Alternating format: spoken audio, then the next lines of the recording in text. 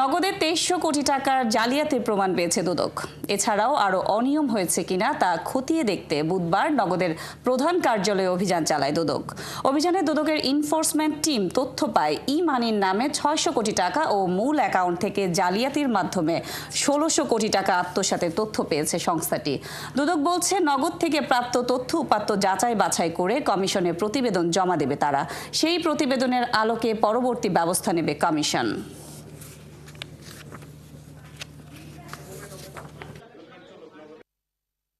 Access ই-মানি create করা হয়েছে, সেটা একটা বিষয়। দ্বিতীয়ত হচ্ছে কিছু ফান্ড তহবিল আসলে সরিয়ে ফেলা হয়েছে।